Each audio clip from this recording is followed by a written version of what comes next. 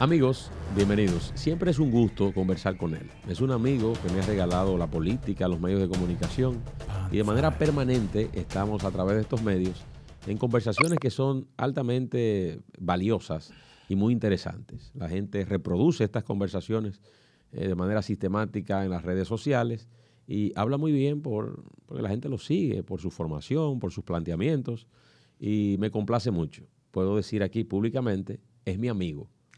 José La Luz. Líder, Un gusto. muchas gracias por invitarme a este nuevo formato Sí, de tus entrevistas que es una tendencia global. así es, así es. Yo pienso que impulsada por la cultura Apple, Es así. que fue la primera que empezó a transmitir estos podcasts Sí. y se ha convertido ya en una tendencia. José, con eso quiero hablar, o de eso quiero hablar. Hoy día, por cómo va la comunicación, cómo va la tecnología, que acompaña todos los procesos ordinarios de la vida, nos encontramos con que la comunicación no escapa a esta realidad.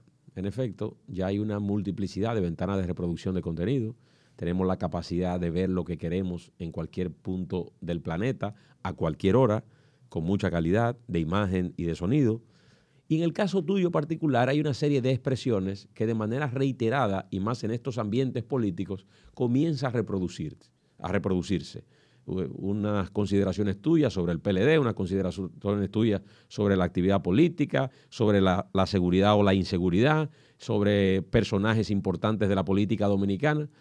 ¿Cómo te sientes tú cuando ves de manera reiterada que tus planteamientos son utilizados como referente en el debate político en estos tiempos? Bueno, eso es normal porque yo estoy llevando a cabo un rol de analista ahora mismo sin compromiso partidario. Hasta ahora no tengo compromiso partidario. ¿Eso te da libertad?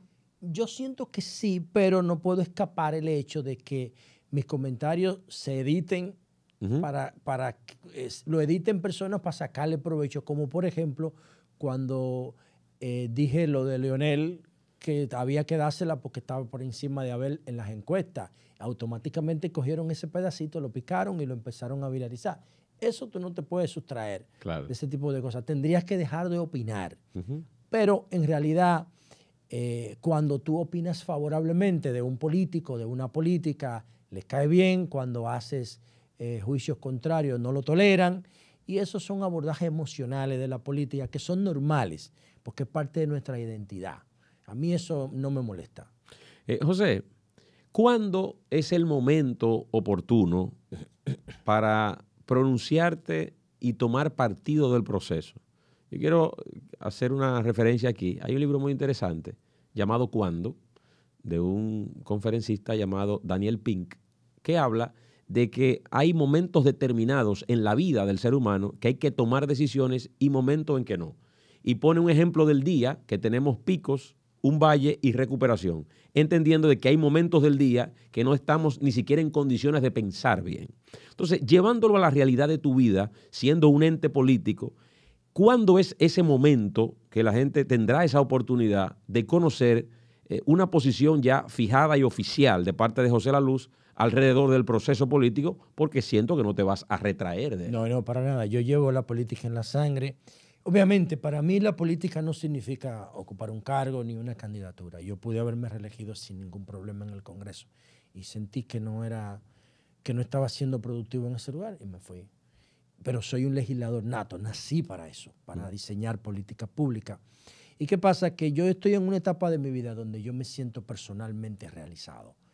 Y entonces lo que yo trato es... Párate ahí, José, párate. Porque una conversación y a veces tú me llevas rápido. ¿Por qué tú dices que eres realizado? ¿Por qué te sientes así? Me siento realizado porque, bueno, en este mes, en el mes pasado, terminé de pagar mi apartamento después de 15 años. Ya mis hijas están terminando la universidad. Una terminó, otra la está terminando. Tengo estabilidad en mi familia. Estoy sano. ¿Qué más puedo querer? Tengo un posicionamiento, fui legislador.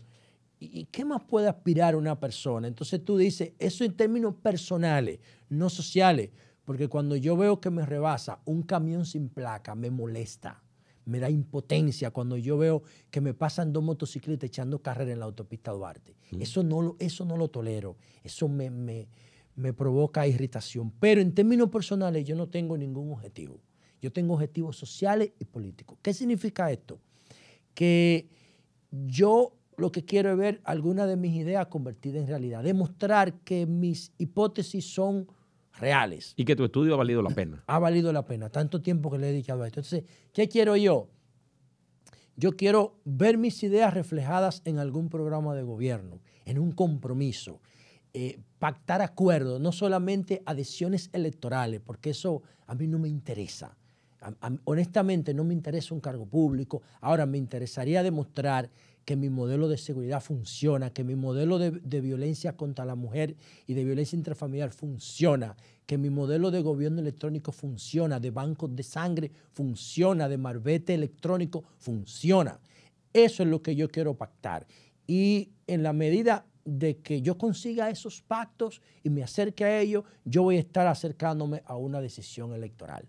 Si se consigue más rápido me acerco, porque en realidad yo quiero utilizar el poco activo que puedo tener en el país para impulsar un proyecto que crea en mis ideas, ni siquiera en mí, en mis ideas.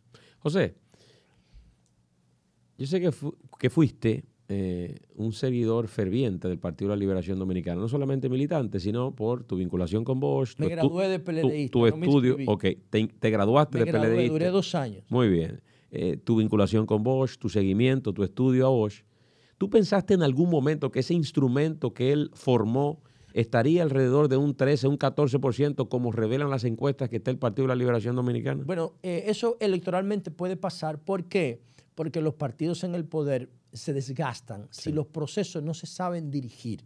Y normalmente yo pienso que el PLD vivió una etapa dorada, 20 años. Sí. De 24 años gobernó el país 20. Y esos cambios importantes, pero esos cambios, esto es muy importante que hagamos un énfasis en esto. El PRM tiene que evitar el vicio o la debilidad en la cual cayó el PLD. Porque el PRM lo más probable que se reelija, el PRM como partido oficial, y que se reelija con liderazgo en el Ejecutivo, en el Legislativo y en el Municipal. Eso todo apunta en las últimas 3 encuestas que han salido. Ahora, ¿qué ocurría en el PLD? En el PLD, el gobierno dirigía el partido. Había una relación gobierno-partido-sociedad. Incluso en algunos capítulos la relación era gobierno-sociedad-partido. O sea, de repente en un barrio llegaba un vehículo de una institución pública y encachaba una cañada. Pero el partido no lo sabía. Claro. Entonces había una relación gobierno-sociedad-partido. Lo que Juan Bosch diseñó para el PLD fue una relación partido-gobierno-sociedad. O sea, el partido dirige el gobierno porque el partido es que presenta candidatos, el partido es que recibe la cuenta buena o la factura mala del comportamiento del gobierno. Entonces, ¿qué pasó con el gobierno? Se fue tragando el PLD, tragándolo a un punto. Empezó con Leonel, cuando sacó todo el capítulo educativo del PLD, de la Secretaría de Asuntos Educativos del PLD, y lo llevó a la Global. Y el PLD empezó a formar ¿Tú sientes que a partir de ese momento comenzó a desmejorarse el partido? A partir de ahí, para mí eso fue el 5º Congreso, eso fue en el año 2000. A partir de ahí, el PLD empezó a convertirse en una maquinaria electoral, pero una maquinaria electoral impulsada por el gobierno. Lógico. Entonces, esa maquinaria electoral, cuando se fraccionó, que Leonel y Danilo se dividieron, se convirtió en un cascarón electoral, lo que es ahora, sin ningún tipo de esencia. ¿Quién, a tu juicio, quién fue el responsable de esa ruptura? Los dos. Los dos. Claro, porque por una razón simple. Tú tienes que tener como dirigente sentido de la historia. Y cuando tú tienes sentido de la historia, que tú tienes claro cuál es tu misión, todos los prejuicios, los egos, los resentimientos, los odios, todas esas características del ser humano instintiva que se eliminan en un proceso de desarrollo intelectual, ellos no lograron superarlo. Y Juan Bosch escribió mucho sobre eso. Entonces, al final, ¿qué hicieron Leonel y Danilo? Apelaron a sus instintos y terminaron odiándose y terminaron diferenciándose y terminaron separándose. Y separándose, separaron lo que había logrado que tuvieran 20 años en el poder. Mira, desde el año 2004, cuando Leonel vuelve, hasta el año 2020, cuando Leonel se va del PLD, Leonel y Danilo juntos nunca perdieron un proceso. Nunca. Ganaron en el 2004, en el 2006, en el 2008, en el 2010, en el 2012 y en el 2016. Cuando se fracturan, entonces ahí el PLD. Eso me lo dijo Reinaldo, a mí me lo escribió, yo lo tengo aquí, por respeto a él no lo muestro. Él me dijo, hermano, los partidos divididos no ganan. Entonces Leonel y Danilo reproducieron el mismo comportamiento de Jacobo Masluta y de Jorge Blanco. El mismo comportamiento. ¿Y sabes qué es eso? Composición social dominicana. El que no lee, quien no lee composición social dominicana puede aspirar a ser político o política, pero no va a entender la idiosincrasia de nuestra sociedad. Entonces, José, tú vas a la conclusión o llegas a la conclusión de que ellos no pudieron colocar el interés colectivo por encima del personal. Esa es la conclusión. En el caso particular tuyo, no seguiste a Leonel Fernández ni te mantuviste bajo las órdenes de la presidencia de Danilo Medina.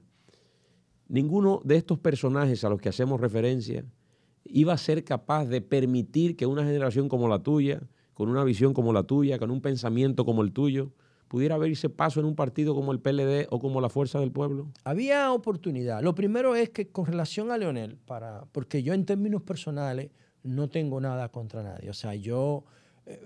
aquí es una conversación política la que estamos teniendo. Exacto. No tengo nada personal contra Leonel ni con Danilo. Quisiera que Danilo superara con éxito su tema de salud y que Leonel se mantuviera sano por mucho tiempo. Sí. Ahora, lo que yo entendí después del 2011-12, cuando Leonel se negó a aprobar el 4%, que él lo había firmado y promulgado la ley 66-97, la ley de educación, yo dije, ya, históricamente se agotó. No entiende el problema, porque con el 4% no solamente se afectaba la bandera de la educación, no, es que tú estabas peleando al mismo tiempo con la clase media, con los sectores económicos, con los sectores tecnológicos, porque la educación es un eje que atraviesa la sociedad. Sí, es así, completo. Y entonces no lo entendió el problema. Yo me dije, wow, ya, se agotó históricamente, no tiene nada que enseñarme, me voy. A partir del 2011, con el 4%, que fue una discusión que él y yo tuvimos en términos personales cuando él era presidente, yo recuerdo que estaba vestido de blanco porque estaba recibiendo embajadores ese día. Yo le hice una presentación, oye, este dato, cogí una botella de Gatorade y le dije, mire, presidente, usted ve esa botella de Gatorade, tiene unos surcos. Esos surcos que tiene la botella de Gatorade son surcos ergonómicos. ¿Qué significa esta botella? Que Gatorade sabe que cuando una persona está consumiendo Gatorade con esa botella, tiene las manos sudadas y necesita fricción para agarrarla. Lógico. ¿Y qué es lo que significa esto? Que Gatorade se está adaptando al perfil del consumidor. Lógico. Nosotros tenemos que hacer lo mismo.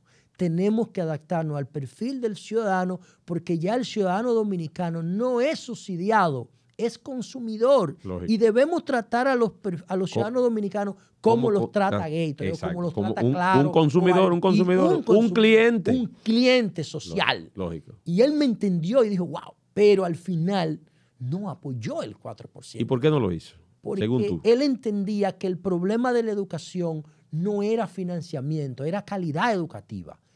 Pero él era el líder del país y era el líder del partido.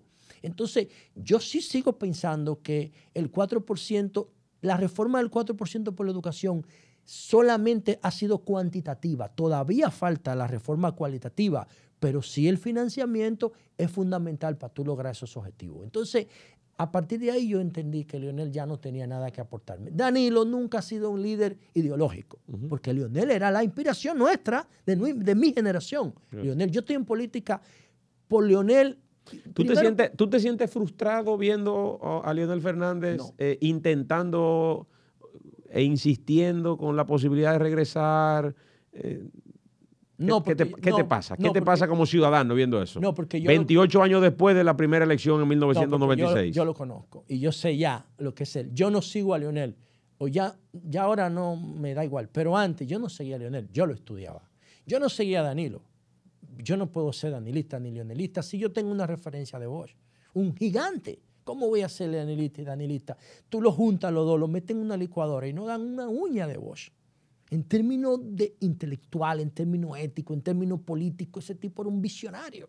Entonces, yo no puedo ser leonelista ni danilista cuando yo tengo una referencia macro por encima, que todos los días recurro a él cuando tengo necesidad de contrastar o de verificar un dato. Ese tipo era brutal. Ahora, ¿qué pasa? Que yo conozco a Leonel y Leonel es una réplica de Balaguer. Leonel es una negación de Bosch.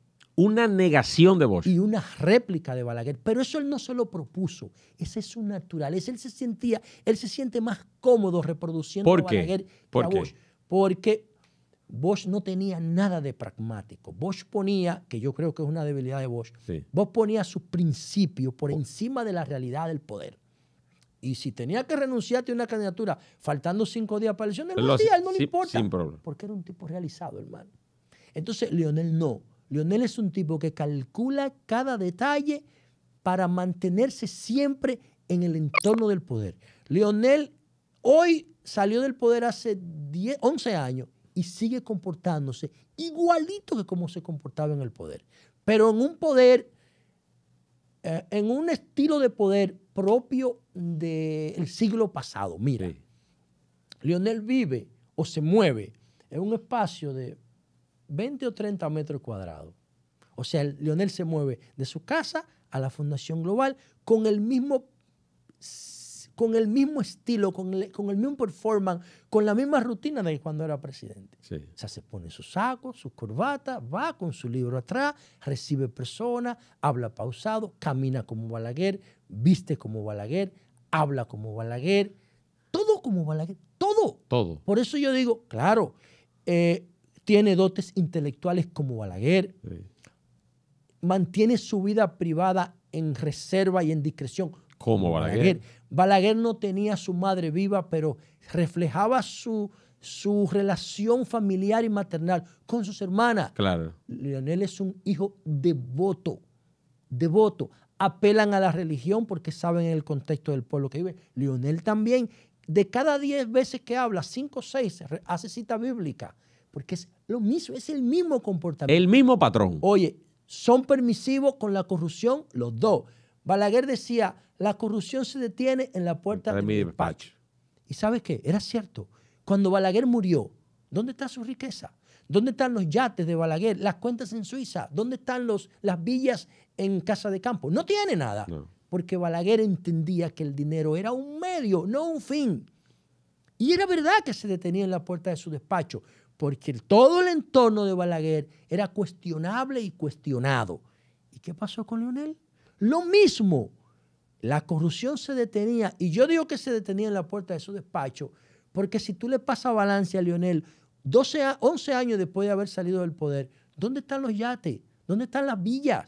¿Dónde están las cuentas en Suiza? Es lo mismo. Pero es permisivo con la corrupción porque él entiende que esa permisividad con la corrupción le va a permitir volver o mantenerse. Entonces, la pregunta que aquí aplica para el 2024, ¿el modelo balaguerista no tiene cabida en la República Dominicana en esta sociedad? Depende, porque si seguimos manejando las relaciones con Haití, por ejemplo, de la forma como lo estamos manejando, pudiera en República Dominicana tomar cuerpo una ola trumpista, como está pasando en Francia, sí. Como está pasando en Italia. Sí. O sea, hay ahora mismo, el trumpismo para mí es una especie de cáncer ideológico.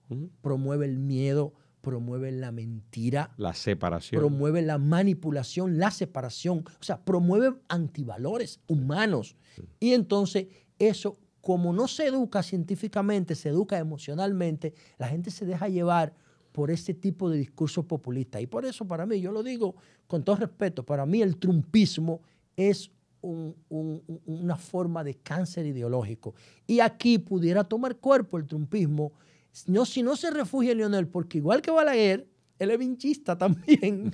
Igual que Balaguer. Igual que Balaguer. Y ahora incluso ha asumido posiciones antihaitianas, como lo de la isla al revés de Balaguer. Por eso te digo que el tipo se siente más cómodo, que no fue que lo buscó, es que se siente más cómodo. Encontró que se identificaba más con el estilo de Balaguer, que busca siempre el poder hasta que se muera. Sí. Balaguer murió buscando el poder. Así es. Balaguer participó en las elecciones del 2000. Del 2000. Sí, pues murió en el 2002. Se murió en el 2002. 2 años antes de morir, ya todavía estaba compitiendo por una candidatura, que tú sabes lo desgastante que es eso. Absolutamente. Leonel va a pasar lo mismo. Leonel va a dejar de aspirar cuando deje de respirar. Ya has hablado a profundidad de Leonel Fernández. Ahora, ¿nunca lograste armonizar con Danilo Medina desde su presidencia de la República y ahora su presidencia en el partido? No. ¿Nunca? Sí. ¿Generaste un mínimo de conexión con Danilo? Sí. Te voy a dar 2 datos que yo nunca lo he dicho públicamente.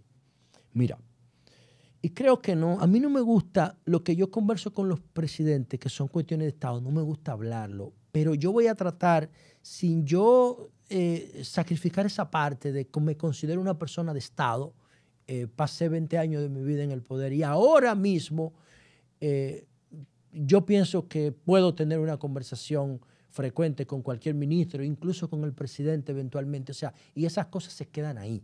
Yo no hablo de eso en los medios. Pero voy a tratar de hacerlo de la manera más respetuosa posible. Yo vi a Danilo muchas veces, pero no hay una foto mía con él, porque yo no necesito esas cosas.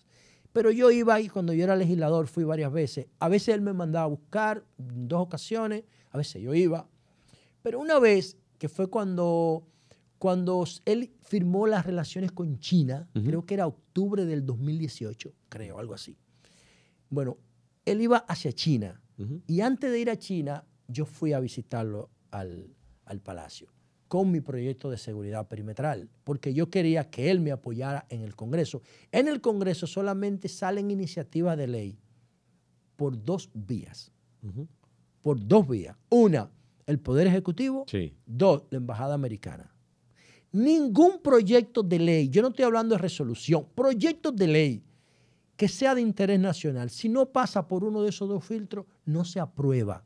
Yo vi en el Congreso aprobar proyectos en media hora, en 15 segundos, en una sesión consecutiva de 18 horas, como la ley de partido, que duramos casi 18 horas discutiéndola. Entonces, eso tiene que venir por ahí. Y yo, consciente de eso, iba donde él y le decía, mire, presidente, él me dijo, mira, cuando yo venga de China, yo te voy a reunir el gabinete de seguridad entero. Pero tienes que tener cuidado. Y yo decía, y me lo dejaba ahí. ¿Y qué yo entendía? Bueno, que él me estaba hablando en parábola. Él me estaba diciendo, ese proyecto te lo van a boicotear la misma gente mía. Y nos reunimos y decían todo que sí, pero al final... Fue que no. Era que no. ¿Por qué? Porque no querían el cambio, porque viven del modelo. Porque viven del modelo que hay que desplazar. Y yo se lo digo esto al presidente Abinader. Y se lo digo, él sabe que se lo digo con todo respeto porque me siento profundamente agradecido por su trato. Oye lo que te voy a decir. El mismo guión que le escribían a Leonel, a Danilo y a Hipólito en materia de seguridad, se lo están escribiendo al presidente Abinader. El mismo guión. El mismo. Están bajando las estadísticas. Yo te busco más de 20 declaraciones de Danilo diciendo lo mismo. No. El modelo nuevo implica cambio. Y el gobierno del presidente Abinader es el gobierno del cambio. Entonces tú no puedes esperar resultados distintos si tú no promueves el cambio. Y el modelo de seguridad en República Dominicana lo definió Trujillo en el año de 1937. Es un modelo agotado, un modelo industrial, un modelo persecutorio, un modelo de guerra fría. Y nosotros tenemos que reformar la policía, pero hay 24 variables más que te van a determinar una sociedad que se sienta segura. Y eso es lo que yo creo que el presidente debe procurar. Abel Martínez es el candidato del Partido de la Liberación Dominicana. Es alcalde del municipio de Santiago. ¿Qué opinión tú tienes sobre este personaje de la política que está haciendo un esfuerzo por posicionarse en el mercado electoral? Voy a tratar de ser lo más honesto posible. Y es difícil porque en la situación en la que está, si tú haces un diagnóstico honesto, él va a salir con un balance negativo. Pero voy a tratar de hacerlo. Yo me considero, me llevo bien con Abel. De hecho, yo quería que cuando estábamos discutiendo en el Congreso, yo saqué, eso fue brutal. Cuando hicieron el Congreso interno para escoger la comisión organizadora del Congreso, cuando se hizo la asamblea en el 2020, a finales del 2020, para sacar la comisión del Congreso, a mí me eligieron como en 6 comisiones de 10 para dirigir. Oye, pero ese 6 sobre 10, que es un 60% en las comisiones, luego entonces faltaban 2 miembros del Comité Central para integrar la comisión. Y yo me presenté y saqué más del 60% de todos los votos del Comité Central. Quien me quedó más cerca sacó como un 20%. O sea que se reflejó lo mismo de las comisiones en la votación. En la votación. Y yo quedé con un posicionamiento que eso fue lo peor que me pudo haber pasado. Porque si hubiese quedado compitiendo con alguien, no genero las alarmas. Cuando Danilo y su grupo vieron que yo saqué más de 60% en las comisiones y en el voto para conformar el Congreso del PLD, ya ahí mi suerte estaba echada. Empezaron a quitar el voto a todo el mundo, y en una yo le digo a Abel, cuando íbamos a anunciar que le quitaron el voto a los presidentes de comité intermedio y de base, yo le dije a Abel, yo no voy a permitir que anuncien esto, porque tú sabes que eso es contra mí. Yo se lo dije a él antes de la rueda de prensa, pero yo te propongo algo, vamos a hacer una alianza. ¿Tú quieres ser candidato? Yo no, yo quiero ser secretario general. Vamos, tú eres candidato, Margarita que aspira a la presidencia y yo a secretario general. Vamos a formar un bloque ahora mismo y vamos a anunciárselo al país. Y me dijo, hermano, tú puedes hacer y decir eso. Yo no. Yo quiero ser candidato. A mí no me interesa quién sea presidente ni quién sea secretario general. Y fue honesto conmigo. Eso yo te lo estoy diciendo por primera vez. Sí. Ok. Dicho esto, yo decidí alejarme del proceso porque me sentí que quitarle el voto a la base del partido era quitármelo a mí. Me fui a pelear al Tribunal Electoral, al Superior Electoral, no me dieron ganancia de causa, eso estaba controlado por Danilo y su hermana, todo. Y entonces después me votaron del partido, cosas que les agradezco totalmente. Ahora, ¿qué pasa con Abel? Abel siguió su proceso, él no está entendiendo por lo que me hicieron a mí. Ok, ganó, ¿verdad? Ganó. ¿Qué pasa? Que cuando Abel gana, yo pienso que se puede convertir en un fenómeno electoral. Y yo tengo un video en mi canal de YouTube que está colgado y no lo he tumbado. Lo puedo quitar mañana, ahora mismo, con un clip, y lo he dejado ahí. Y yo decía que en febrero, yo lo hice en octubre, cuando él ganó. Y yo decía que en febrero él iba a estar por encima de Leonel. ¿Por qué? No el partido del PLD, sino él. Él. ¿Por qué? Porque Abel es Leonel 20 años más joven. O sea, piensa igualito. Yo te dije ahorita que Leonel es una réplica de Balaguer. Abel es una réplica de Leonel, pero en la parte ideológica, no en el comportamiento, porque Abel es un tigre. Leonel es un tipo demasiado reservado. Demasiado. Abel no. Abel anda en jean y normal. Normal. Ahora, Abel es como Balaguer 20 años más joven. Entonces yo decía, los que buscan un modelo así, ¿para qué yo me voy a montar en una Chevrolet de 1940 o 50 o 60 cuando yo me puedo montar en una Tahoe del 2024? Claro. ¿Me explico? Entonces, sí. La mujer lo puede conectar con los públicos de nueva generación, que a los cuales los políticos no le llegamos. Otro power, otra fortaleza para él.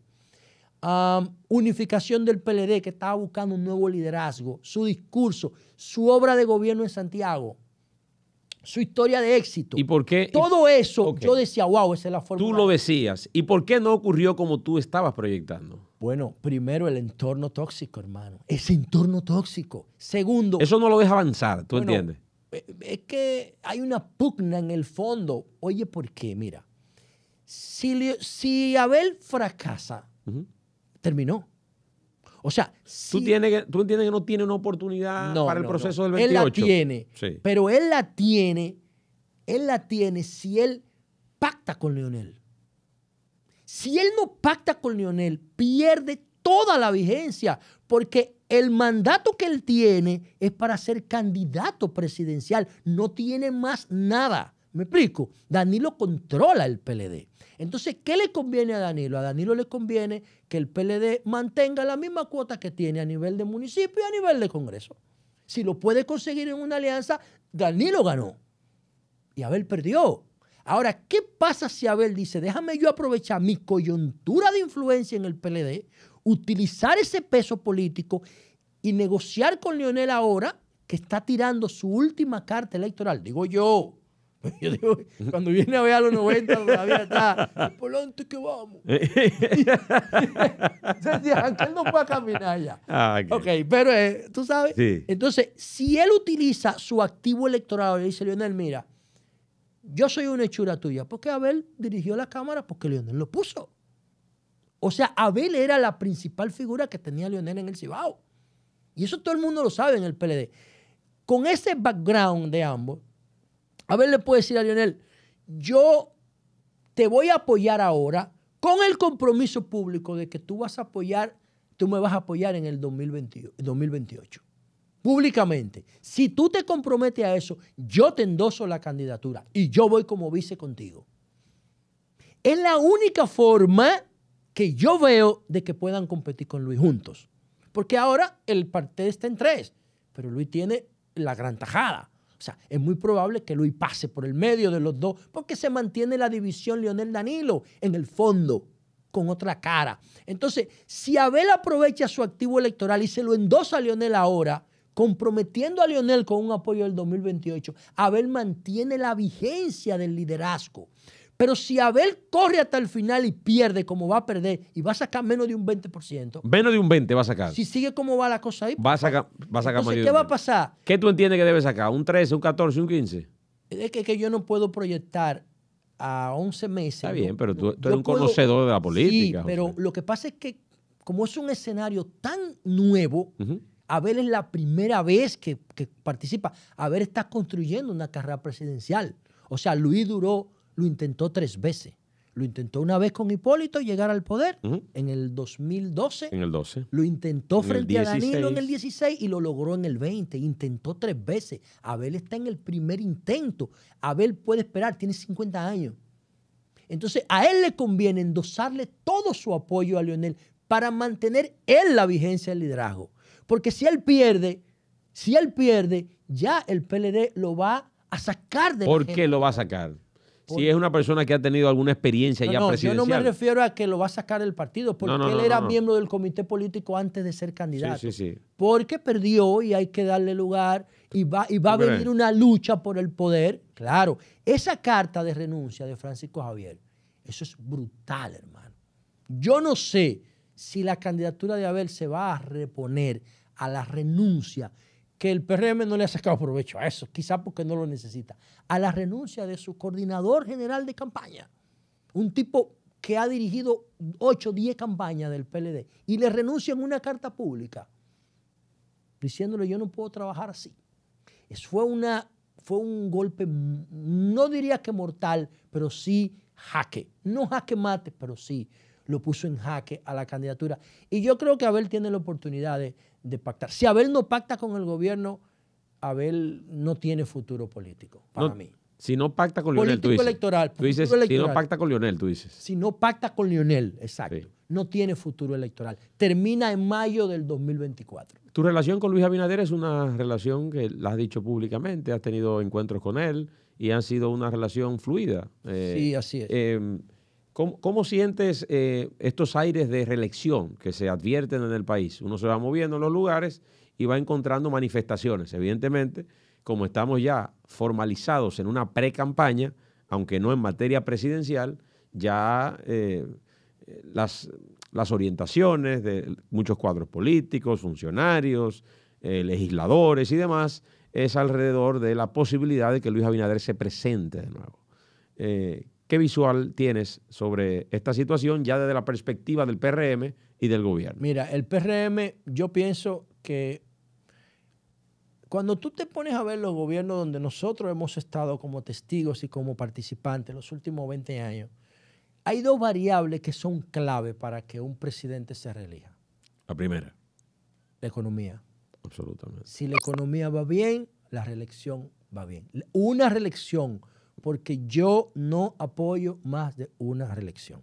O sea, yo lo veo normal que un presidente intente Fluye. parece, Quizá el referente sí, norteamericano que ha estado tan cerca de nosotros sí, y se ha formalizado tanto en sus más de 200 años de independencia, se entiende y ha dado resultados. Sí, el modelo es Sí. sostenible. Perfecto. Yo pienso que eso debería llevarse a la Constitución por 50 años. 2 periodos y ya. Pétreo. Ahora, la otra variable es el tema de los escándalos de corrupción. Los escándalos, mira que yo digo los escándalos de corrupción, porque la corrupción es un fenómeno sociológico muy profundo, pero los escándalos de corrupción te pueden dañar un proyecto de reelección. Entonces, cuando tú controlas el tema de la transparencia y eres eficiente con la economía, mantienes la estabilidad, todos los sectores están conformes con el desempeño, con las variables macroeconómicas, ya el 50% de la reelección está asegurado. Ahora, ahí viene el otro componente, el candidato, el presidente ya como candidato. Ahora tú tienes un presidente Abinader más maduro. Sí. Tú tienes a un presidente con experiencia de Estado. Con experiencia de Estado, que sería su cuarta campaña electoral. Un tipo que ha salido mejor como presidente que como candidato. No tiene un escándalo. Entonces tiene... No, y la gente reconoce esfuerzos que hace. Sí. Entonces no creo que él tenga ahora mayores problemas para ganar el poder que en el 20 y lo ganó. ¿Tú entiendes? Debe cuidarse de que esas dos variables se mantengan controladas, la economía y la corrupción, porque ese es un valor de su gobierno. Ha sido coherente con lo que ha planteado y yo considero que tiene el carril de adentro. Tiene que esforzarse porque las encuestas dicen que tiene que esforzarse si quiere obtener un resultado de triunfo en primera vuelta, como lo obtuvo en el 2020. Y entonces habría que ver por qué el escenario puede cambiar. ¿Por qué el escenario puede cambiar? Por un choque externo. A mí me preocupa mucho la crisis de Ucrania. Yo no entiendo lo que pasó en Rusia con el grupo Wagner. Yo no entiendo por qué Putin... Es incomprensible para cualquier analista. Exactamente. Eso es así. Entonces, ¿puede ser que haya un objetivo estratégico detrás de ese comportamiento? Yo creo que lo puede haber. Sí. Yo no sé, Putin... Eso será una interrogante sin resolver, por lo menos en el futuro cercano. Putin tiene el arsenal nuclear más grande del planeta, pero no un arsenal táctico que se expresa en kilotones. El que tiene Estados Unidos, el que tiene Francia, el que tiene Inglaterra. Putin tiene un arsenal nuclear estratégico que se expresa en megatones. Tiene armas como Poseidón, por ejemplo, que te pueden provocar un tsunami y eliminarte Francia del mapa. Para ponerte un caso, Iván el Terrible. O sea, son bombas que se programan solas en caso de que no responda el alto mando militar ruso. Es una locura. Sí. Entonces, eso a mí me preocupa, pero sin llegar a extremos nucleares, pienso que una escalada, una gravedad de la crisis de Ucrania que escale a Europa entero pudiera reflejarse a nivel global y traer una crisis.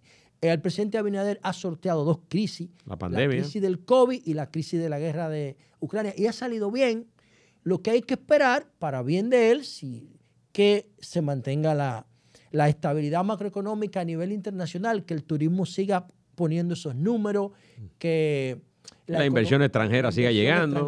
El Banco Central anunció que le tuvo que sacar 1.600 millones de dólares a la economía porque se estaba calentando, había demasiado dinero circulando y hubo que sacarle 1.600. Esa fue la última declaración pública de Valdés Albizu. Y yo pienso que la economía y la corrupción están bien y creo que el presidente está... Hemos estructurado esta conversación, José, a diferencia de otras conversaciones que hemos tenido en el programa, para hablar eminentemente de la política. Pero antes de despedirme, yo quiero hablar contigo aspectos que nunca he hablado y tienen características muy personales. Yo te veo siempre muy tecnológico, con tus audífonos, tu celular, tu reloj inteligente y una manera muy fresca, una manera fresca en el vestir y demás. ¿Tú te imaginas así siendo abuelo? Bueno, yo no sé, pero en realidad, claro que sí. ¿Por qué? Mira por qué. Cuando yo voy a un resort y yo veo a un turista canadiense o a un turista norteamericano o alemán con la piel ya marchita, envejecida y un tatuaje, yo digo, wow, ese es un baby boomer de la posguerra, de la Segunda Guerra Mundial. Claro. Ese fue parte del movimiento hippie de Woodstock de los 60. O sea, es una generación que se agotó, que vivió la vida. Yo pienso que el envejecimiento es un título maravilloso que nadie quiere exhibir. Porque cuando tú empiezas a vivir la naturaleza, el objetivo de cualquier ser vivo es llegar a viejo, es vivir lo más que se pueda.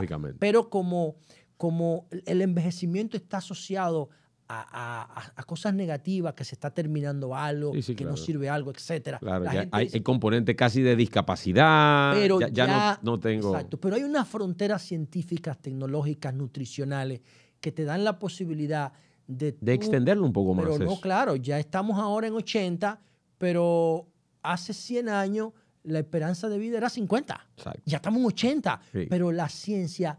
yo sigo mucho a David Sinclair, que es director del Departamento Antienvejecimiento de Harvard, que ese tipo dice que en poco tiempo nosotros vamos a romper la frontera de los 100 años como estándar de esperanza de vida en los países del primer mundo. Sí. Está avanzando muchísimo la ciencia. Ahora, cuando tú me hablas de rol de abuelo, yo tengo 2 hijas hembras, no la veo que estén pensando en esa vaina todavía, pero si pasara, yo no me veo yo particularmente jugando un rol de abuelo.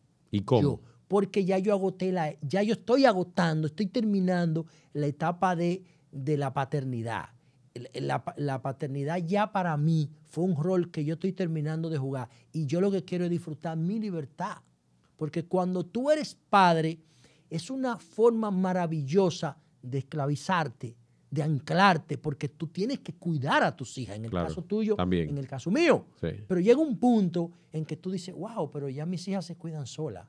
Sí. Todavía tú no lo has dicho. No, pero no lo puedo decir todavía. ¿Viste? Pero lo vas a decir. Sí, no lo puedo decir. Y es maravilloso y se siente bien y se procesa. Pero tú también sientes cierto nivel de libertad. ¿Por qué los europeos hay que pagarle para que tengan hijos? En Europa, en España, llegó un punto que le daban 2.000 euros. Sí, hay que estimular eso. Porque en la medida que tú te desarrollas como ser humano y tienes acceso y te empoderamiento, tú no quieres hijos. Hay unas ecuaciones funcionales, Lotta-Botera, que dicen que a mayor vulnerabilidad, mayor reproducción. Sí, es así. A mayor aumento en la pirámide alimenticia, las especies se reproducen menos. Esto significa que un mosquito que es vulnerable vive 21 días y cada vez que la hembra pone huevo pone 500. Claro. Pero un cocodrilo que vive 100 años pone 8 huevos y mueren 7. Sí. Y solamente nace uno. Tú ves, entonces, en la medida que nosotros vamos aumentando nuestra calidad de vida, los dominicanos ya somos una sociedad de clase media. En esa medida nosotros vamos a bajar nuestra tasa de natalidad. El problema con los Haití es que Haití, si sigue en la pobreza, la va a seguir.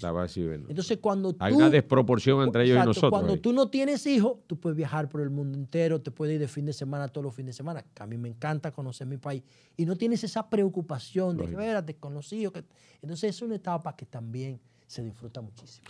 José, cuando no estás en los medios, cuando no estás frente a un micrófono, cuando no estás en la radio, cuando no estás en la televisión, cuando no estás estudiando, ¿qué te gusta hacer? Me gusta la música, la música, yo no puedo vivir sin la música. Me gusta mucho el tema de salir de la ciudad. Cuando salgo de la ciudad, incluso me gusta tanto eso que yo disfruto más o igual, depende del destino, en ambos casos, pero yo ir a un viaje fuera de mi país con el estrés de los aeropuertos. Google dice que los aeropuertos dan un servicio pésimo, que eso no sirve, y está proponiendo un aeropuerto nuevo, Google, para cambiarlo todo. Entonces, los vuelos son buenísimos, pero los aeropuertos no sirven, te quitan tu tiempo, te roban tu tiempo, no te respetan tu tiempo. Entonces, ¿qué ocurre? Que yo disfruto y caminar por mi país. Este fin de semana estaba en Constanza, lo más probable el próximo fin de semana me mueva a otro punto. Estoy desarrollando un proyecto de acuacultura o acuicultura, como le dicen. Estoy considerando un refugio para animales porque me gustan los animales. promuevo el respeto por los animales, el derecho de los animales. Creo que los animales van a tener derechos en el futuro, en la generación de la cuarta generación de derechos, los animales van a tener ciertos derechos. Y entonces, en mi tiempo libre se lo dedico a eso, estar cerca del campo, del senderismo, me gusta ese tipo de cosas, y la actividad física, los deportes. ¿Te gusta mucho? Ahora estoy haciendo más calistenia, pero me gusta el deporte, no solamente que lo practico, sino que soy un seguidor de las artes marciales mixtas, del baloncesto. Yo puedo comentar baloncesto en una transmisión sin problema. Me encanta el béisbol. Estoy desarrollando una investigación del béisbol para cambiar el béisbol, o sea, el futuro de MLB. Se llama Baseball Revolution. En ese tema estoy trabajando con David Ortiz. La primera vez que lo digo públicamente. Él me está haciendo coaching en mi investigación. Tenemos que juntarnos los próximos días. Y los próximos días tengo que contactarlo porque quedamos en juntarnos para esta fecha. Y estoy trabajando ese tema también porque el béisbol puede morir de éxito como el Blackberry porque es un juego muy lento. Sí. Dura mucho tiempo, no va contra reloj, no tiene drama y eso encierra muchos peligros. Básicamente a eso yo le dedico mi tiempo libre. José, para despedirnos, hay una cantera de jóvenes diseminados en todo el territorio nacional que han estado inscribiéndose en los distintos partidos, procurando un espacio en cualquier nivel de elección en estas elecciones, tanto en los compromisos que hay en febrero como los compromisos de las elecciones generales en el mes de mayo del próximo año. Una reflexión tuya a todos esos jóvenes que se han atrevido a inscribirse, algunos quieren ser regidores, otros quieren ser diputados o alcaldes o directores de distrito, hasta senadores. ¿Qué opinión tienes sobre este proceso de apertura de los partidos políticos y la participación de gente joven procurando un lugar en toda esta dinámica electoral? Bueno, mira, como tú sabes, porque lo hemos comentado en otros escenarios, yo estoy construyendo un partido político. Estoy construyendo un partido político, estoy mirando el nicho urbano porque es un nicho que políticamente siempre ha sido maltratado, no tomado en cuenta. La población solamente se toma en cuenta el día de las elecciones y cuando hay marcha y caravana, pero después para gobernar no es incluida esa población. Y yo lo estoy haciendo sobre la base de unos parámetros que yo quisiera que los jóvenes, hombres, mujeres que están trabajando la política ahora, que están aspirando ahora, lo tomaran en cuenta. No hagan política de manera emocional. La política es una ciencia que tiene sus leyes, que tiene sus fundamentos, que tiene sus principios. Sus porqués. Entonces, cuando tú haces política emocional porque tú tienes un familiar que es funcionario, que era político, o porque te gusta caravanear, o porque te gusta coger los fines de semana para los campos, bueno, al final los resultados pudieran ser positivos o negativos, pero van a depender del azar, no que tú lo controlas. Y a mí me duele, Roberto, ¿sabe por qué? Porque en la República Dominicana la política no se estudia. Solamente la UAS tiene una licenciatura en ciencia política y yo creo que no hay ni 20 estudiantes. Entonces, el liderazgo que tiene en sus manos, yo no me interesa el título, porque Juan Bono tenía título de profesor, pero ese tipo leía todo el día. A mí no me interesan los títulos, porque los títulos vienen y van. Ahora, lo que no viene y va es la formación cuando tú lo haces con disciplina. Y yo pienso que la sociedad dominicana necesita liderazgo formado, que sepan a dónde va el mundo en el siglo XXI, porque nunca antes habíamos tenido cambios tan bruscos, tantos cambios juntos, y solamente tú estudiando puedes comprender los cambios que está sufriendo la sociedad. Gracias, José. Ha sido una conversación orientada a la política, como bien lo manifesté al principio, con algunas pinceladas personales que yo sé que siempre son de interés de la colectividad y de la gente que sigue este tipo de conversatorios. José La Luz ha estado con nosotros. Vamos a continuar con todo nuestro contenido, procurando tener otra conversación ya en el calor de las elecciones para seguir con estos interesantes análisis en materia política. Gracias.